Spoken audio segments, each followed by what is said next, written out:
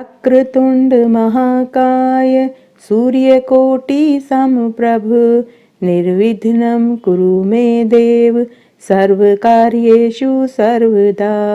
वक्रतुंड महाकाय सूर्यकोटि समप्रभ निर्विघ्नं कुरु मे देव सर्वकार्येषु सर्वदा। स्वामी मोहे न बिसारियो चाहे लाख लोग मिल जाए, हम सब तुमको बहुत हैं तुम सब हमको नाथ।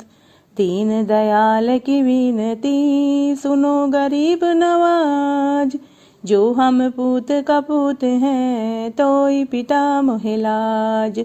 साधक मांगे मांगना प्रभु दीजे मोहे दोई, संत समागम हरि कथा मुझको निस दिन होय। सब कुछ दीना आपने भेंट धरूं क्या नाथ, नमस्कार की भेंट धरूं मैं तो दोनों जोड़ूं हाथ। हरि हरि ओम शिव शिव ओम, हरि हरि ओम शिव शिव ओम। आज मैं आपको मार्गशीर्ष मास के 23वें दिन का महात्म्य सुनाऊंगी। प्रारब्ध तो सभी मनुष्यों को भुगतने ही पड़ते हैं। पिछले जन्म के अच्छे बुरे कर्मों का फल इस जन्म में मनुष्य को भुगतना ही पड़ता है। आप चाहे इस बात पर विश्वास करें या न करें, लेकिन यह एक सच्ची घटना है। आज मैं आपको वो सुनाने जा रही हूँ। एक गांव में एक ब्राह्मण अपनी पत्नी व बच्चों के साथ रहता था। वह कथा कहानियां सुनाता था, भजन कीर्तन करता था, एकादशी की कथा और महात्म्य सुनाता था। उसके बदले में यजमान उसे जो देते थे उसी से उसका घर खर्च चलता था। एक बार की बात है, वह सत्य पूर्णिमा की कथा करने के लिए दूसरे गांव गया हुआ था। शाम को जब वह घर लौट रहा था तो रात बहुत ज्यादा हो गई। उसे अपने घर आने के लिए जंगल पार करना था, परंतु उस जंगल में जंगली पशु रहते थे। आदमखोर शेर भी रहता था, भेड़िए भी थे। इस कारण वह ब्राह्मण उस जंगल में पार करने की बजाय जंगल शुरू होने से पहले ही उसे एक मकान दिखाई दिया। वह ब्राह्मण मनी मन सोचने लगा कि आज रात्रि मैं यहाँ इस मकान में गुजार देता हूँ, सुबह होते ही मैं जंगल पार करके घर चला जाऊंगा। यह सोचकर उसने उस मकान का दरवाजा खटखटाया। वहां उस मकान में से एक बहुत सुंदर महिला बाहर निकली और उस महिला ने उस ब्राह्मण से आने का कारण पूछा। ब्राह्मण ने अपने आने का कारण बताया और बताया कि मुझे रात भर आप यहाँ रहने की इजाजत दे दीजिए, सुबह उठकर मैं घर चला जाऊंगा। जंगल में अनेक जंगली जानवर हैं, इस कारण मैं आज की रात्रि यहीं बिताना चाहता हूँ। महिला ने कहा कि मैं अपने सास ससुर और पति से पूछ कर आती हूँ। थोड़ी देर बाद महिला वापस दरवाजे के पास आई और बोली कि आप रात भर के लिए यहाँ रुक सकते हैं।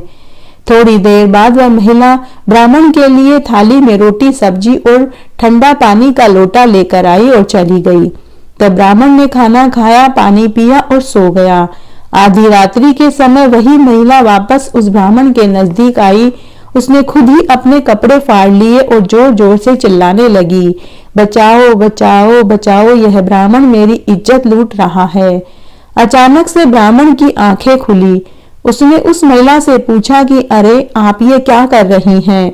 आप झूठ क्यों बोल रही हैं? ऐसा घोर अपराध मेरे ऊपर क्यों लगा रही हैं? तब महिला का पति व सास ससुर वहां आ गए। उन्होंने उस ब्राह्मण को पकड़कर राजा के दरबार में पेश किया और राजा से कठोर दंड देने की विनती करी। तब राजा ने महिला से पूछा कि बताओ क्या हुआ है। महिला ने राजा को पूरी सच्चाई बताई कि हमने इस ब्राह्मण को रात भर अपने घर में रहने की शरण दी, लेकिन अर्धरात्रि में इसने मेरे साथ गलत हरकत करी। मैंने और मेरे घर वालों ने इसे रात भर मेरे घर में आश्रय दिया, खाना दिया, पीने का पानी दिया। आधी रात को जब मैं पानी पीने के लिए उठी तो इस ब्राह्मण ने मेरी इज्जत लूटनी चाहिए। इसने मेरे कपड़े फाड़ दिए। राजा ने महिला के सास ससुर और पति से पूछा तो उन्होंने भी हाँ में हाँ मिलाई। बेचारा ब्राह्मण कुछ नहीं बोल पाया। राजा ने ब्राह्मण से भी पूछा, लेकिन ब्राह्मण ने पूरी सच्चाई बतानी चाहिए, लेकिन राजा को ब्राह्मण की बात पर विश्वास नहीं हुआ। राजा ने कहा कि 4 जने जो बोल रहे हैं, क्या वो झूठ बोल रहे हैं? तब राजा ने ब्राह्मण की एक नहीं सुनी। उस देश के राजा का सीधा सा न्याय था। उसके सजा देने का तरीका भी बहुत ही सीधा था, हाथ के बदले हाथ और आंख के बदले आंख। सो ब्राह्मण ने उस महिला को छुआ था, इसलिए राजा ने उस ब्राह्मण के दोनों हाथ कटवा दिए। बेचारा ब्राह्मण कैसे जैसे घर पहुंचा। ब्राह्मण की पत्नी ने जैसे ही ब्राह्मण को ऐसी हालत में देखा तो उसका रो रो कर बुरा हाल हो गया। तब ब्राह्मण ने अपनी पत्नी को पूरी बात बताई। तब उसकी पत्नी बोली कि चलो हम सब जंगल में उस मकान में वापस चलते हैं और उस महिला से इसका कारण पूछते हैं कि उसने आपके साथ ऐसा व्यवहार क्यों किया। दोनों ब्राह्मण पति पत्नी उसी जंगल में गए, लेकिन उन्हें वहां कोई मकान दिखाई नहीं दिया। अब ब्राह्मण का माथा ठनका। अब तो उसके पास एक ही उपाय था, वह अपने गुरु जी के पास गया। उस ब्राह्मण ने अपने गुरु को पूरी बात बताई। गुरु जी चारों वेदों के ज्ञाता थे, भूत भविष्य वर्तमान के ज्ञाता थे। गुरु जी ने पहले तो पूरी बात ध्यान से सुनी, फिर उन्होंने अपने चेले के माथे की रेखाओं को पढ़ी, हाथ की रेखाएं पढ़ी और कुछ देर के लिए उन्होंने आंखें बंद करी और गुरुजी ने अपने योग और तपोबल से पता लगा लिया कि पूर्व जन्म में यह ब्राह्मण कौन था और वह स्त्री कौन थी। तब उस गुरुजी ने ब्राह्मण से कहा कि बेटा, यह सब तुम्हारा प्रारब्ध है। पिछले जन्म के बुरे कर्म हैं जो तुम्हें इस जन्म में भुगतने ही पड़ेंगे। तब ब्राह्मण बोला, गुरुजी मैं कुछ समझा नहीं, मुझे आप अच्छे से समझाइए। तब गुरुजी बोले कि बेटा, पिछले जन्म में यह महिला एक गाय थी और तुम एक साधारण मनुष्य थे। जब इस गाय को कसाई वाला काटने के लिए ले जा रहा था तो तुमने इसे गाय को बचाने की बजाय दोनों हाथ फैलाकर इस गाय को कसाई के सुपुर्द कर दिया था। इसी वजह से उस गाय ने इस जन्म में तुमसे बदला लिया है। इन्हीं दोनों हाथों ने गाय को रोका था। इस जन्म में तुम्हारे दोनों हाथों को कटना ही था। पिछले जन्म में वह गाय तुम्हारी शरण में आई थी, लेकिन तुमने उस गाय को नहीं बचाया, बल्कि उसे दोनों हाथों से रोककर कसाई के सुपुर्द कर दिया। और इस जन्म में तुमने उस महिला रूपी गाय से शरण ली तो उसने बदला ले लिया। इसीलिए पुत्र, प्रारब्ध तो सभी को भुगतने ही पड़ते हैं। इस तरह आज आपको मैंने एक सच्ची घटना सुनाई। आशा करती हूँ यह आपको जरूर पसंद आएगी। मार्गशीर्ष मास में धर्मराज जी की कहानी सुनने का बहुत पुण्यफल मिलता है। आइए अब हम धर्मराज जी की एक नई कहानी सुनते हैं।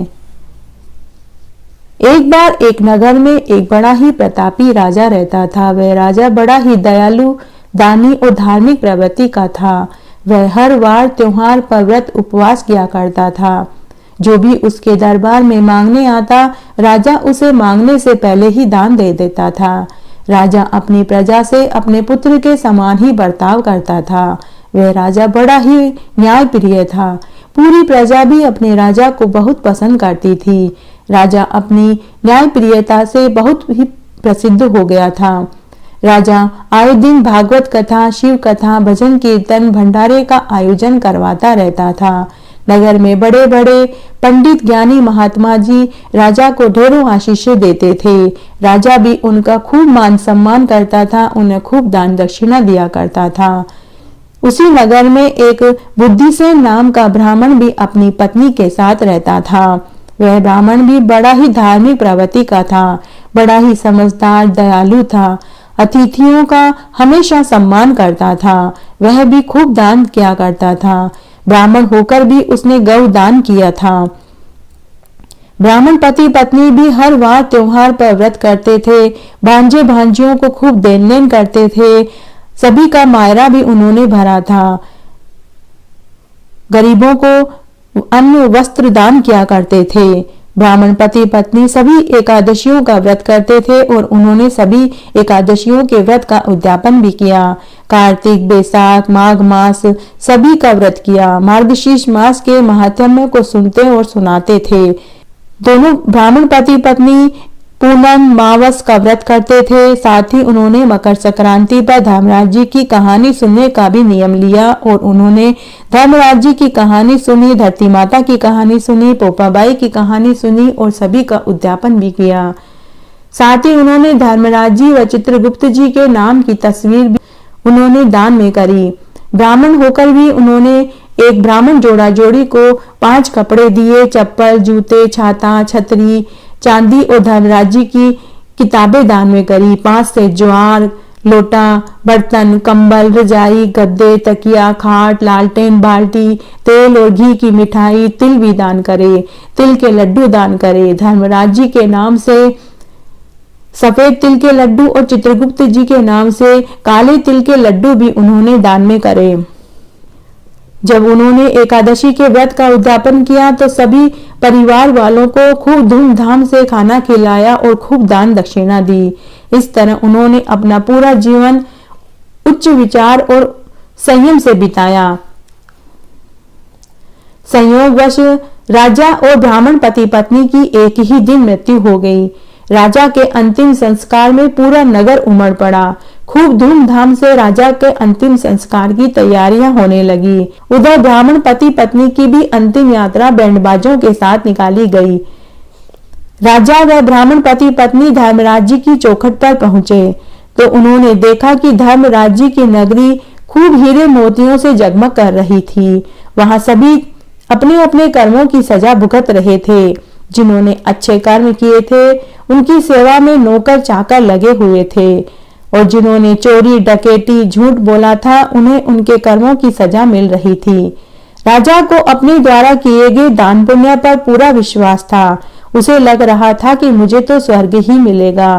तभी वहां धर्मराज जी अपने गणों के साथ पहुंचे। धर्मराज जी ने ब्राह्मण पति पत्नी को फूलों की माला पहनाई, स्वागत किया और अपने पास वाले सिंहासन पर बैठा लिया। लेकिन राजा का धर्मराज जी ने कोई स्वागत नहीं किया। राजा को बड़ा आश्चर्य हुआ। धर्मराज जी ने चित्रगुप्त जी से राजा और ब्राह्मण पति पत्नी के कर्मों का लेखा जोखा पढ़कर सुनाने के लिए कहा। तब चित्रगुप्त जी ने राजा व ब्राह्मण दंपति के कर्मों का लेखा जोखा पढ़कर धर्मराज जी को सुनाया। तब धर्मराज जी ने ब्राह्मण पति पत्नी को बैकुंठ व विष्णुलोक का वास दिया और राजा को स्वर्ग का वास दिया। राजा को और भी आश्चर्य हुआ। तब राजा ने कहा कि धर्मराज जी, मैंने अपने जीवन काल में खूब दान पुण्य करे, कभी मैंने झूठ नहीं बोला, कभी किसी का मैंने दिल नहीं दुखाया, अपनी प्रजा के साथ कभी गलत न्याय नहीं किया, अपनी प्रजा को मैंने पुत्र के समान पाला पोसा, मैंने अपने नगर में कुएं, तालाब, बावड़ियां खुदवाई, परंतु आपने ब्राह्मण पति पत्नी को विष्णु लोक का वास दिया है और मुझे स्वर्ग का वास, ऐसा क्यों? तब धर्मराज जी ने राजा से कहा कि हे राजन, इस ब्राह्मण पति पत्नी ने अपने जीवन काल में मेरे नाम का व्रत किया और मेरे नाम से दान पुण्य किया, लेकिन आपने ना तो मेरे नाम से कोई दान पुण्य किया और ना ही व्रत किया और ना ही मेरे नाम के व्रत का उद्यापन किया। तब राजा ने कहा कि आप मुझे बताइए कि यह व्रत करने की क्या विधि है, मैं भी यह व्रत करूंगा और मैं भी अपनी पूरी नगरी में इस व्रत का प्रचार और प्रसार भी करवाऊंगा। तब धर्मराज जी ने राजा से कहा कि हे राजन, मकर संक्रांति के दिन से मेरे नाम का व्रत किया जाता है। कोई इस व्रत को 1 साल करता है, कोई 6 महीने, कोई 3 महीने, कोई 1.25 महीने, कोई 7 दिन करता है। फिर वापस मकर संक्रांति आती है, तब मेरे व्रत का उद्यापन करते हैं और मेरे व्रत के उद्यापन में दान करते हैं। उद्यापन में एक बांस की टोकरी लेते हैं जिसमें 1.25 सेर ज्वार, 1.25 सेर मोती, 1.25 सेर वजन की चांदी की नाव, सिड्डी, कपड़े का टुकड़ा, 1 जोड़ी कपड़े, सोने और चांदी की मेरी मूर्ति और योग्य ब्राह्मण को देने का दान।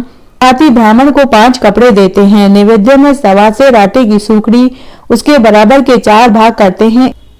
1 भाग छोटे बच्चे को, दूसरा भाग गाय के ग्वाले को, तीसरा भाग प्रसाद के रूप में सबको दें और चौथा भाग खुद खावें।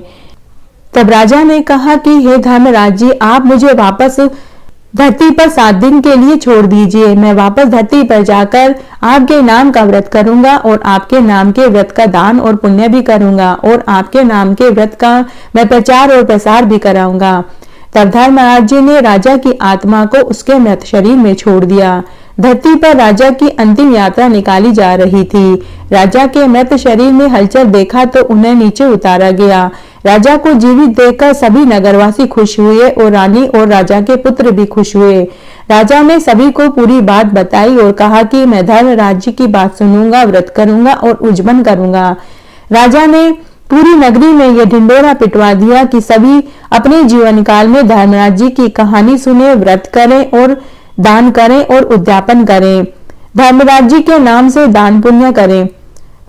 जो मनुष्य ऐसा करता है उसका जन्म सुधरता है और उसे बैकुंठ का वास मिलता है।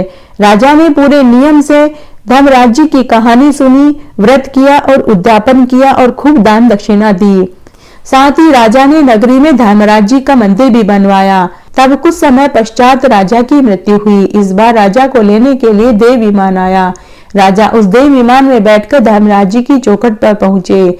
इस बार धर्मराज जी ने राजा का फूलों की माला पहनाकर स्वागत किया और उन्हें बैकुंठ का वास मिला। भक्ति पूर्वक जो मनुष्य मार्गशीर्ष मास में व्रत करते हैं, स्नान करते हैं, तो अंत में वे मुक्ति को पाते हैं। जो मनुष्य भक्ति पूर्वक मार्गशीर्ष मास का व्रत नहीं करते हैं, वे पूंछ और सींग से रहित पशु तुल्य होते हैं। जो मार्गशीर्ष मास के महात्म्य का पठन और श्रवण करते हैं, उन्हें अश्वमेध यज्ञ का फल मिलता है। यदि कोई प्राणी अनजाने में भी मार्गशीर्ष मास में मेरा स्मरण कर लेता है तो उसे पूरा फल मैं प्रदान करता हूँ। यदि मार्गशीर्ष मास में कोई मनुष्य हृदय से अपने अपराधों की क्षमा मांगता है तो मैं उसके बड़े से बड़ा अपराध भी क्षमा कर देता हूँ। तब ब्रह्मा जी विष्णु भगवान से बोले, हे पुंडरीकाक्ष, हे कमल नेत्रधारी, हे विष्णु भगवान, हे जगत गुरु, आप लक्ष्मी जी सहित मेरे नमस्कार को स्वीकार करो। आप मुझे मार्गशीर्ष मास में दान का महत्व बताओ। तब भगवान विष्णु ब्रह्मा जी से बोले, जो मनुष्य मार्गशीर्ष मास में जल से भरा कुंभ ब्राह्मण को दान में करता है, वह सभी दानों में श्रेष्ठ बताया गया है।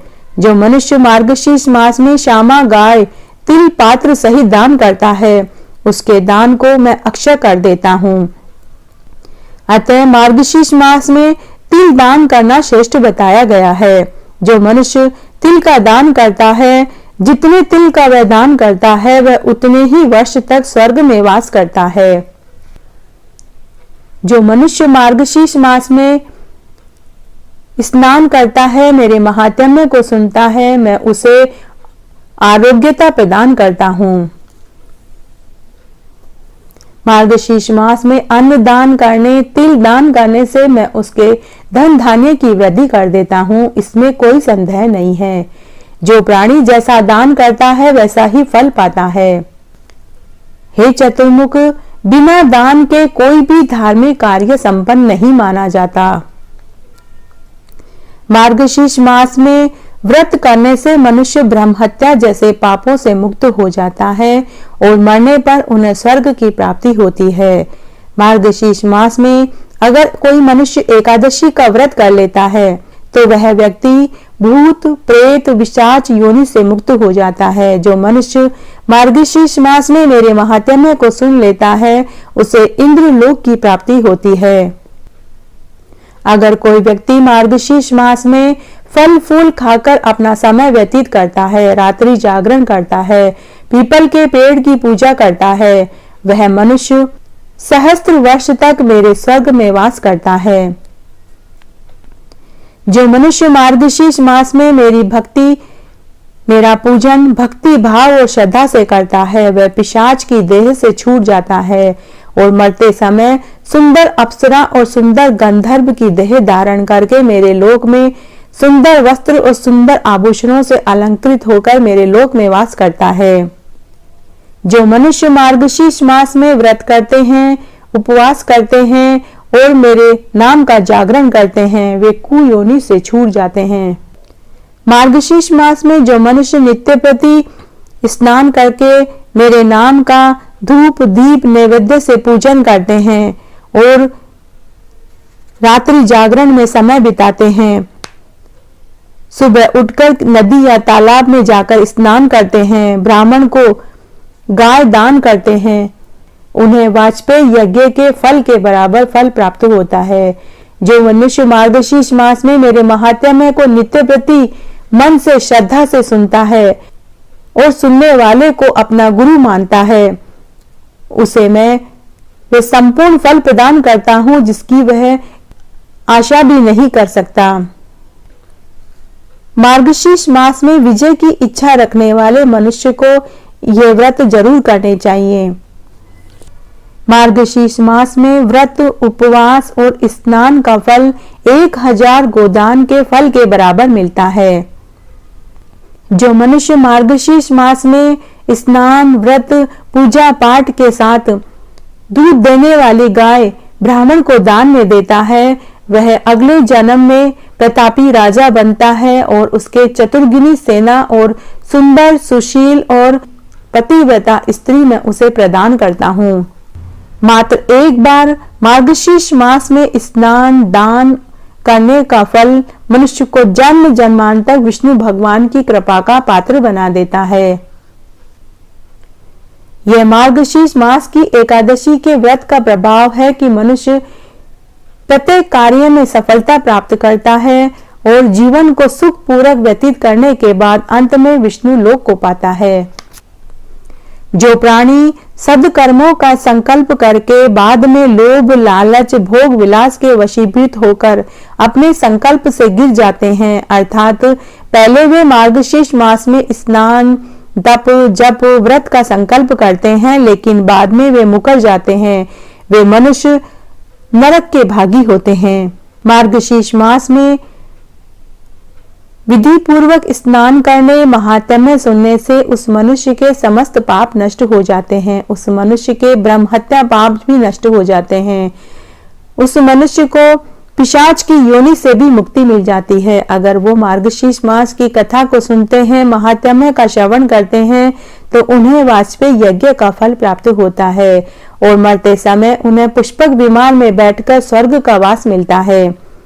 जो मनुष्य मार्गशीर्ष मास में व्रत और उपवास करता है वह मन चाहे फल को प्राप्त करता है। भगवान विष्णु ब्रह्मा जी से बोले कि हे चतुर्मुख, स्नान दान व्रत करने वाली महिलाएं सौभाग्यवती होती हैं, उन्हें वैधव्य का दुख नहीं झेलना पड़ता। यदि मार्गशीर्ष मास का व्रत स्नान अभागिन स्त्री भी कर ले तो उसे सौभाग्य की प्राप्ति होती है। कुरुक्षेत्र में सूर्य ग्रहण के समय जो एक बार स्वर्ण दान करने से फल मिलता है, वही फल मार्गशीर्ष मास में व्रत, उपवास और महात्म्य सुनने से ही मिल जाता है। मार्गशीर्ष मास के व्रत से मनुष्य इस लोक और परलोक दोनों में सुख प्राप्त करता है और अंत में मरने पर उन्हें स्वर्ग की प्राप्ति होती है। शास्त्रों में कहा गया है कि हाथी का दान घोड़े के दान से और घोड़े के दान से भूमि का दान उत्तम है और उससे भी उत्तम दान तिल का बताया गया है और तिल से भी स्वर्ण का दान श्रेष्ठ बताया गया है और स्वर्ण से भी अन्न का दान श्रेष्ठ बताया गया है। संसार में अन्न दान के बराबर कोई दान नहीं है। अन्न दान से पितृ, देवता, मनुष्य सबको तृप्ति होती है। शास्त्रों में अन्नदान कन्यादान के बराबर बताया गया है। इसलिए मार्गशीर्ष मास में व्रत, उपवास, स्नान आदि के साथ में मनुष्य को अन्नदान जरूर करना चाहिए। जो मनुष्य लाभ के वश में होकर कन्या के धन को ले लेते हैं वे इस जन्म में ही नहीं 7 जन्म तक नरक के भागी होते हैं। उन्हें कई जन्मों तक बिलाव की योनि मिलती है। तुलसी महारानी नमो नमो, हर की पटरानी नमो नमो। कौन से महीने में बोई रानी तुलसा तो कौन से महीने में हुई हरियाली। आषाढ़ के महीने में बोई रानी तुलसा तो सावन के महीने में हुई हरियाली। कौन से महीने में हुई तेरी पूजा तो कौन से महीने में हुई पटरानी। कार्तिक के महीने में हुई मेरी पूजा तो मंगसर मास में हुई पटरानी। धूप दीप नैवेद्य आरती तो पुष्पन की बरसा बरसानी। 56 भोग 36 व्यंजन तो बिन तुलसा हर एक न मानी। जो कोई तुलसा को सवेरे गावे तो श्री कृष्ण के दर्शन पावे। जो कोई तुलसा को दोपहर गावे तो खीर खांड का भोग लगावे। जो कोई तुलसा को संध्या को गावे तो श्री कृष्ण जी की आरती उतारे। जो कोई तुलसा को आधी रात को गावे तो श्री कृष्ण जी के चरण दबावे। तुलसा महारानी नमो नमो, हर की पटरानी नमो नमो।